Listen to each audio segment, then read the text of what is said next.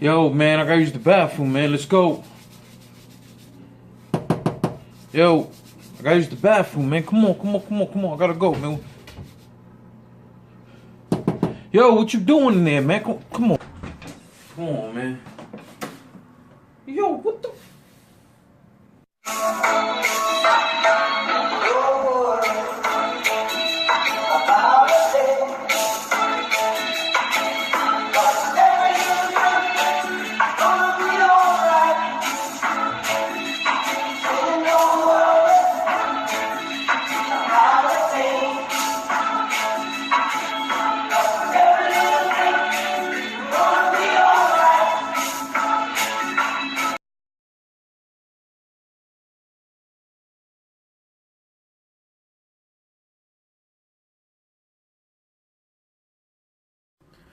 Yo, battle rap opinions, what's poppin', everybody? I just wanna salute everybody who was at the RB Pearly Gates. Please, before we get to anything I'm about to talk about, please subscribe and hit that alert button. There was a few people in the building. Salute to Blogger in the Cut. There was a bunch of people there, man. A bunch of your favorite battle rappers and stuff like that. But overall, it was a dope ass event. I have no complaints about the battles and everything. After the event, as always, sometimes it goes on during events, where there's interviews going on, you know, so on and so forth. So I saw outside DAYLYT. DAYLYT. There was a few of the people who performed that night doing interviews. That's the point. So, you know, I made sure I found out who was the interview with, so that I could later on go back and check. So I went back and checked it, and that interview was with Hip Hop Is Real and DAYLYT, amongst other things, because I don't know what the full... I didn't stand around for the full conversation.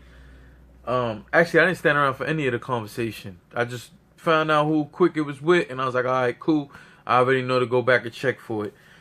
And DAYLYT basically addresses the whole Mickey Facts versus DAYLYT on King of the Dot. And he addresses his performance and stuff like that, and said that it was due to stuff behind the scenes. Now, if you guys go and check the interview, you know, I'm gonna go find the interview, and then put it in the description box. So I have a problem. I have a problem with the stuff that he said based on this. To make a long story short, what DAYLYT said is, if you're disappointed in the whole Mickey Facts DAYLYT battle, the reason why you didn't get the best of DAYLYT, you didn't get, he just went up there and spit some shit, was because of, in his own words, King of the Dot got him for some money. What he's saying, and I'm not saying this is facts, I'm telling you what DAYLYT said. What he's saying is that King of the Dot offered him and Mickey Facts some money. Then they called him later on and pretty much told them they had to take a pay cut due to a sponsor having some sort of situation. And then after that, came out and gave him another pay cut. So he's saying in order to even make the battle happen, he gave money to Mickey Facts. Now, in the interview, he disclosed, this is not me making shit up, he disclosed that he was paid $3,000, and he gave, King of the Dot only gave Mickey Facts $1,500, and then DAYLYT said he gave Mickey the other $1,500. On top of that, he's saying pretty much the third pay cut, they were unaware of what that was about. He already just was doing the battle for $3,000, which I'm kind of shocked at that price for DAYLYT, but we'll get back to that. So $3,000, and the reason why they didn't even end up getting what they was supposed to get was based on the fact of the surprise battle of Disaster versus Hollow at the Mass card. The Mass 3 card, I believe it was. So, here's the thing. that one battle seemed to have stirred up a lot of stuff. It was a 1-round battle.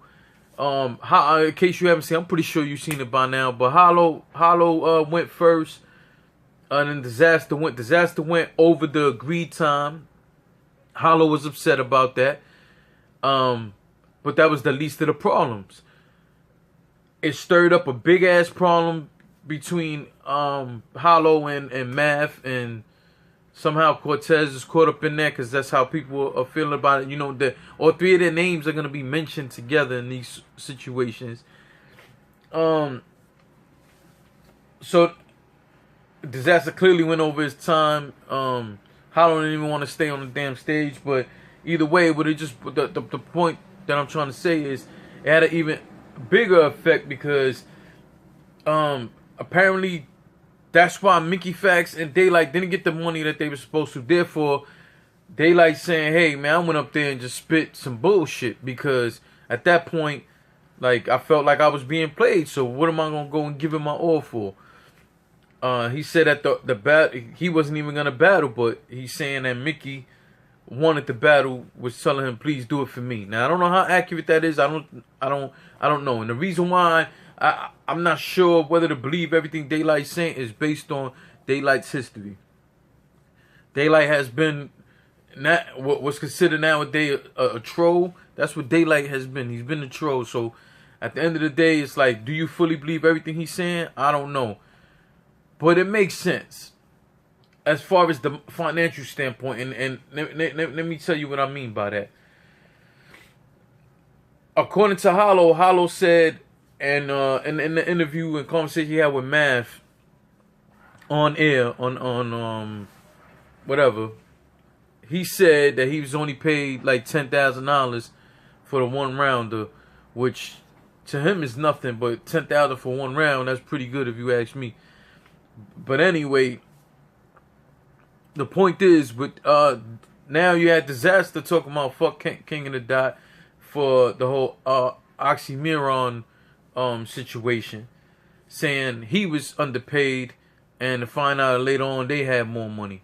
So I believe Disaster said he only got paid $10,000 for that oxymoron battle, and it's like, you still can't be mad at $10,000 when you didn't do that good, number one. And number two, Oxy only took $2,000, and I believe that was just to cover his traveling expenses. So at the end of the day, you know, when you weigh it out, but Disaster's also saying too that later on he found out they had more money based on them selling merchandise.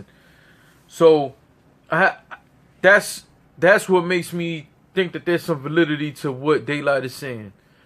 You know, because what's the odds that ain't just happened one time? So I have to ask you guys, and I want y'all to get in the description box, and I want y'all to comment. Should you guys be taking your issue out with King of the Dot? Should you guys, because I see on social media people going off on DAYLYT and Disaster for their situations, right? But with this information coming out, should you guys be directing your attention to King of the Dot and questioning what it is they're doing? Now, I'm not trying to disrespect King of the Dot in any way, but I'm just talking about it. Especially after seeing that interview, and I see what DAYLYT is saying, and DAYLYT saying, yo, since then, none of them have reached out to me. But then he later on went on to say that he spoke to one person from there. But he's like, since then, he hasn't heard anything from them. One person for King of the Dot said he was going to make it right, and he said he hasn't heard from him since. So at the end of the day, I just have to ask you guys out there, for all the people who killed DAYLYT for his performance versus Mickey Fax, and I didn't kill DAYLYT for it, but I was upset at him. I've said this plenty times before. Whenever DAYLYT feels like rapping, he's hard to beat. And at one point, he was one of my favorites. You know what I'm saying?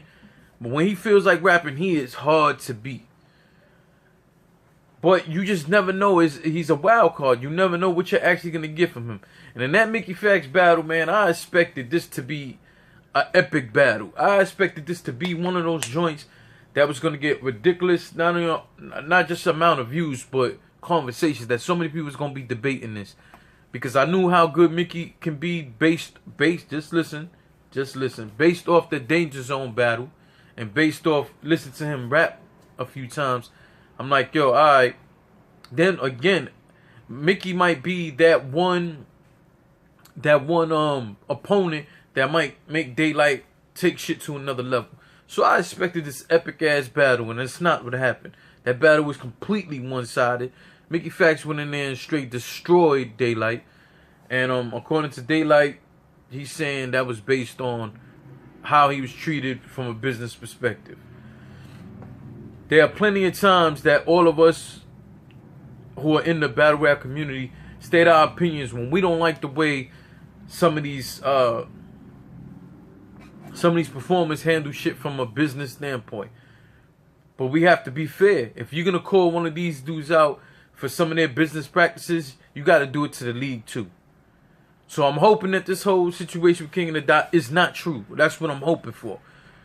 But if it is true, and that was pretty much two guys that you did bad business with, I still don't agree with Disaster getting on interviews or getting on social media talking about fuck King of the Dot. You can't say fuck King of the Dot when that's who been feeding you.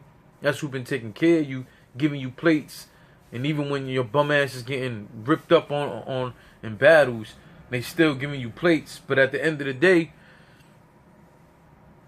you shouldn't be dissing them like that.